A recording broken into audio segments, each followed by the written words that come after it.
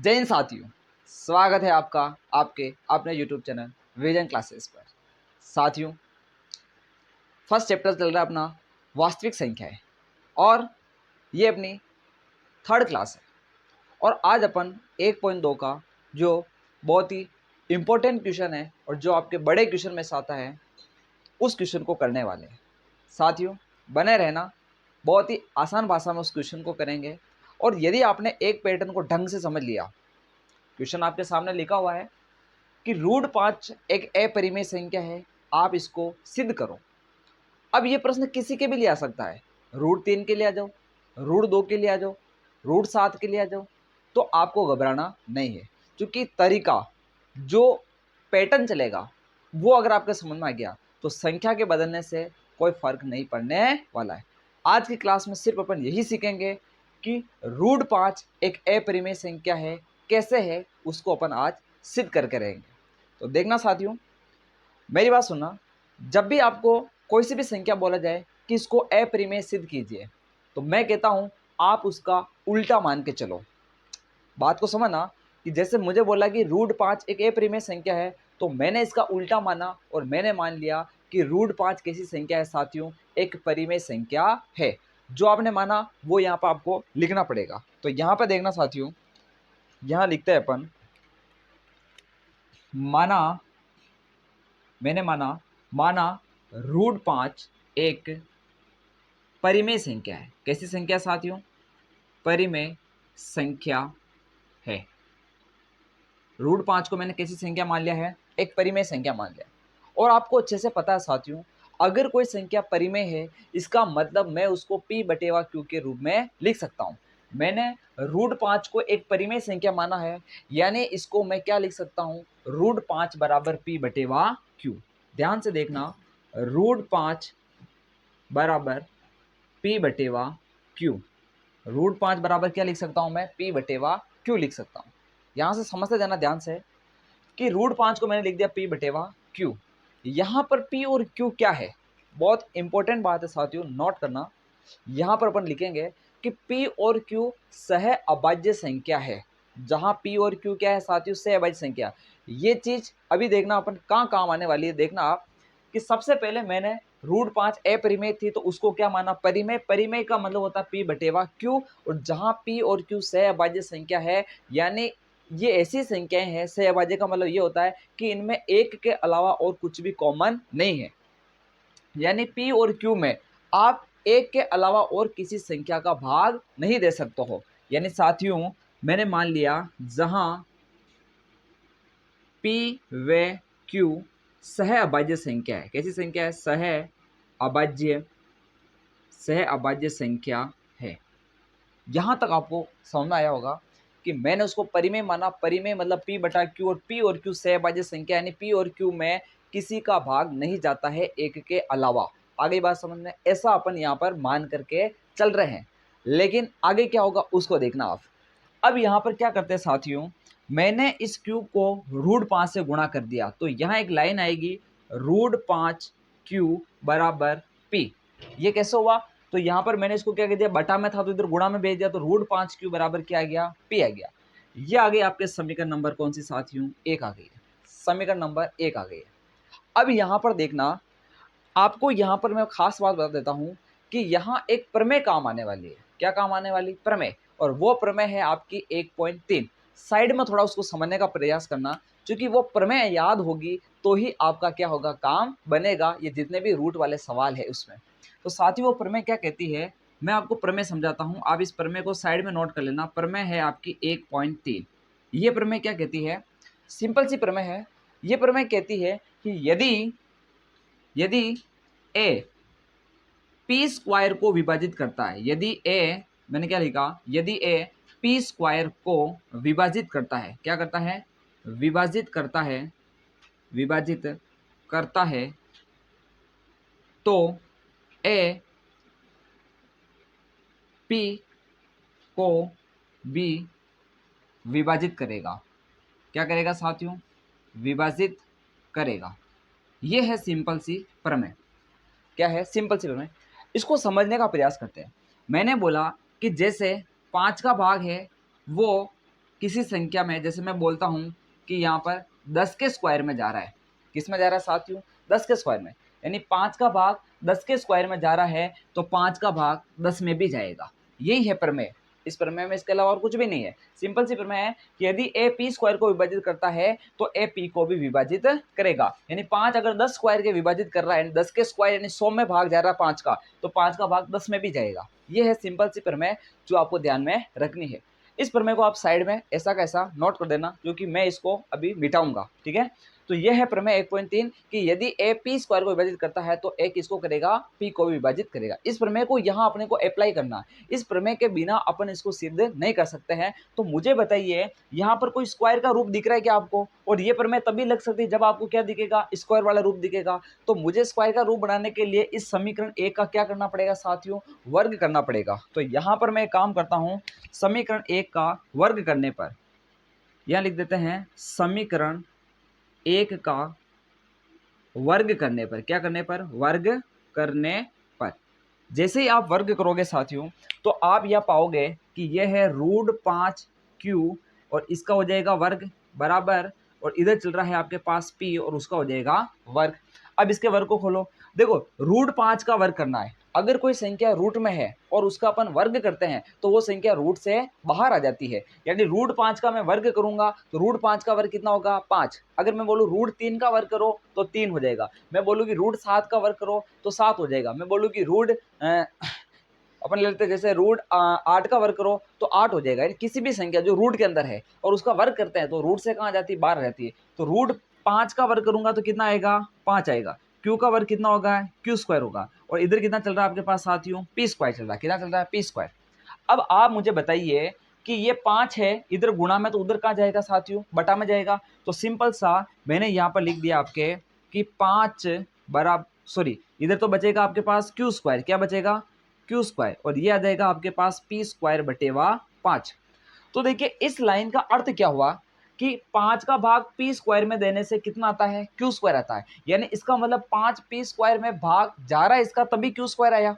यानी आप यहां से समझ पा रहे हो कि 5 का भाग किस में जा रहा है, पी स्क्वायर में जा रहा है। तो यानी 5 का भाग पी स्क्वायर में जा रहा है। तो साथियों मुझे बताइए इस प्रमेय का यूज करके कि यदि 5 पी स्क्वायर को विभाजित कर रहा है तो बताइए 5 पी को विभाजित करेगा या नहीं करेगा। तो आप बोलोगे सर बिल्कुल करेगा। तो यही प्रमेय अपने को लगानी है कि यदि 5 का भाग पी स्क्वायर में जा रहा है तो 5 का भाग पी के अंदर भी जाएगा। यही तो प्रमेय 1.3 कहती है कि यदि ए पी स्क्वायर को विभाजित करता है तो ए पी को भी विभाजित करेगा। तो अब यहाँ पर क्या करेंगे है, प्रमेय लगा देते हैं, और वो है प्रमेय आपकी 1.3। तो यहाँ अपन लिख देते हैं, ये आपके कैमरे में आ रहा होगा, ठीक है। यहाँ अपन प्रमेय लिखते हैं, ठीक है, कि प्रमेय 1.3 से क्या लिखेंगे, प्रमेय 1.3 से यदि 5 पी स्क्वायर को विभाजित करता है, क्या करता है साथियों, विभाजित करता है तो 5 पी को भी विभाजित करेगा, 5 पी को भी विभाजित करेगा।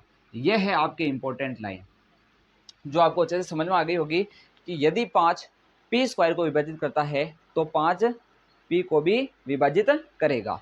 अब इसके बाद अपन आगे बढ़ते हैं, ठीक है। यहाँ तक आपको दिखा होगा, नहीं दिखा तो मैं बोल रहा हूँ जो नोट कर लेना। यदि 5 पी स्क्वायर को विभाजित करता है तो 5 पी को विभाजित करेगा। अब आगे बढ़ते हैं, इस प्रमेय को यहाँ से हटा देते हैं। अब सुनना, अगली स्टेप क्या आती है उसको समझने का प्रयास करना। यहाँ देखिए, अब मैंने बोला कि 5 पी को विभाजित कर रहा है, 5 पी स्क्वायर को कर रहा है तो 5 पी को भी कर रहा है। अब विभाजित कर रहा तो कितनी ना कितनी बार करेगा, तो मैंने मान लिया कि वो सी बार कर रहा है। कितनी बार कर रहा है, सी बार। तो अपन यहाँ पर देखो कि पी बराबर लिखेंगे 5c। अतः मैंने क्या लिख दिया, अतः पी बराबर मैंने लिख दिया 5c। ये 5c कैसा आया, आप सोचिए कि भाई मैंने बोला, सुनना, कि जैसे 5 10 के स्क्वायर को विभाजित कर रहा है तो 5 ने 10 को भी करा, विभाजित करा, लेकिन 5 ने 10 को कितनी बार करा, तो 2 बार करा। तो मैं इस 10 को क्या लिखूंगा, 5 × 2 लिखूंगा कि नहीं लिखूंगा। वही तो मैंने यहाँ किया कि 5 का भाग पी में जा रहा था, लेकिन कितनी बार, सी बार। कितनी बार, 2 बार। तो 5 को 2 से गुणा किया, ऐसे 5 को मैंने सी से गुणा किया तो क्या आया, पी आया। ये चीज़ आपको अच्छे से समझ में आ गई होगी कि मैंने p बराबर 5c कैसे लिखा। चूंकि 5 का भाग p में कितनी बार जा रहा, तो मैंने मान लिया c बार जा रहा, तो मैं जितनी बार जा रहा उसको गुणा करूंगा तो p आएगा कि नहीं आएगा, आ जाएगा। जैसे 10 आया, देखो 5 का भाग 10 में 2 बार गया, तो 2 को 5 से गुणा किया तो क्या आ गया, 10 आ गया। तो ये चीज़ आपको समझ में आ गई होगी। तो मैंने लिख दिया p बराबर 5c। ठीक है साथियों, ये आपकी समीकरण हो जाएगी यहाँ पर 2। कौन सी हो जाएगी समीकरण साथियों, 2 हो जाएगी। और इसी प्रकार यहाँ पर अपन आगे बढ़ते हैं, और ये समीकरण को अब मैं वापस इसका क्या कर लेता हूँ, वर्क कर लेता हूँ। क्योंकि मुझे एक बार वापस क्या करना पड़ेगा साथियों, तो एक बार वापस इस पर मैं 1.3 को लगाना पड़ेगा। तो समीकरण में इसको 3 दे देता हूँ, और समीकरण 3 का मैं क्या कर लेता हूँ, वर्ग कर लेता हूँ। समीकरण 3 का वर्ग करने पर, समीकरण 3 का वर्ग करने पर, क्या करने पर साथियों, वर्ग करने पर, इसको यहाँ से क्लियर कर देते हैं। ठीक है, अब वर्क करो तो p का स्क्वायर कितना होगा साथियों, p स्क्वायर होगा। 5 का स्क्वायर करोगे तो 25, और c का स्क्वायर करोगे तो साथियों c स्क्वायर आ जाएगा। यानी p स्क्वायर बराबर 25c स्क्वायर आ गया। अब आपको जैसे तैसे कर करके q को लेकर आना है। क्या लेकर आना है, q को लेकर आना है। तो मैं क्या करूंगा, p स्क्वायर का मान ऐसी जगह लिखूं जहां से मुझे q स्क्वायर का मान मिले। तो आप समीकरण 2 देखो फटाफट, यहाँ अगर p स्क्वायर का मान लिखूंगा तो मुझे q स्क्वायर का मान आएगा कि नहीं आएगा मेरे पास। तो समीकरण 2 में मैं p स्क्वायर का मान लिख दूंगा। तो अपन यहाँ पर एक लाइन लिखेंगे कि क्या लाइन लिखते हैं, देखना, p स्क्वायर का मान समीकरण 2 में रखने पर, समीकरण 2 में रखने पर। अब देखिए, जैसे आप p स्क्वायर का मान साथियों कहाँ रखोगे, समीकरण 2 में लिखोगे, तो आपको मिलेगा q स्क्वायर बराबर, देखो ये q स्क्वायर और ये आ गया आपके पास बराबर p स्क्वायर की जगह कितना लिखना है, 25c स्क्वायर, 25c स्क्वायर बटेवा कितना चल रहा है साथियों, 5 चल रहा है। अब 5 का भाग 25 में कितनी बार गया साथियों, 5 बार गया। तो आपको फाइनली मिला है यहाँ से q स्क्वायर बराबर 5c स्क्वायर, q स्क्वायर बराबर साथियों मिला है 5c स्क्वायर। अब आपको क्या करना है, यहाँ पर देखो कि इस 5 को मुझे इस q स्क्वायर के बटा में भेजना है, ताकि उधर कौन मिलेगा, c स्क्वायर। तो यहाँ हो जाएगा q स्क्वायर बटेवा 5 बराबर c स्क्वायर। यहां से मैंने ये देखा, या फिर यहां से इससे एक निष्कर्ष निकलता है कि 5 का भाग q स्क्वायर में कितनी बार जा रहा है, c स्क्वायर बार जा रहा है। यानी 5 का भाग q स्क्वायर में जा रहा तभी c स्क्वायर आया है। तो मुझे बताइए प्रमेय 1.3 से यदि 5 का भाग q स्क्वायर में जा रहा है तो 5 का भाग q में जाएगा कि नहीं जाएगा। ये तो प्रमेय कहती है यदि a p स्क्वायर को विभाजित करता है तो a p को भी करेगा, 5 q स्क्वायर को विभाजित करता है तो 5 q को भी करेगा। अब यहाँ लगाते हैं प्रमेय आपकी, प्रमेय 1.3 से। तो यहाँ आएगी आपके पास प्रमेय 1.3, क्या कहती है, यहाँ से अपन ने देखा यदि 5 q स्क्वायर को विभाजित करता है, क्या करता है साथियों, विभाजित विभाजित करता है तो 5 q को भी विभाजित करेगा। क्या करेगा, q को भी विभाजित करेगा।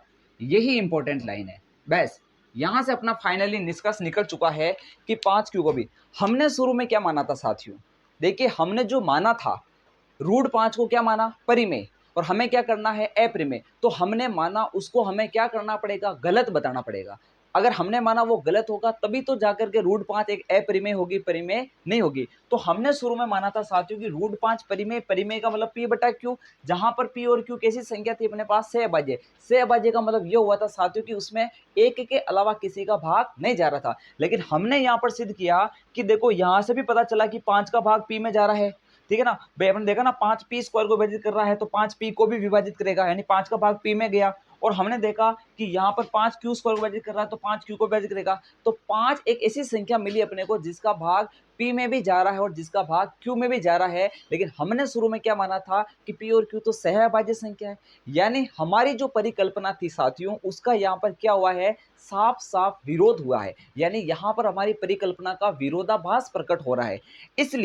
इसलिए अपन कहेंगे कि √5 एक परिमेय संख्या नहीं है, और √5 कैसी संख्या साथियों, एक अपरिमेय संख्या है। तो आपको यहाँ तक पैटर्न समझ में आ गया होगा। वो लास्ट वाली लाइन मुझे लिखवानी है, वो मैं लिखवाऊंगा, लेकिन एक बार इसको आप वापस देख लें। देखिए साथियों मैंने क्या किया, √5 को अपरिमेय प्रूव करने के लिए मैंने उसको क्या माना, परिमेय माना। क्या माना, परिमेय। जैसे इसको परिमेय माना, परिमेय का मतलब p बटा q हो सकता है। और p और q को मैंने कैसी संख्या मान ली साथियों, सहअभाज्य। सहअभाज्य का मतलब होता है जिसमें एक के अलावा किसी का भाग नहीं जाता है।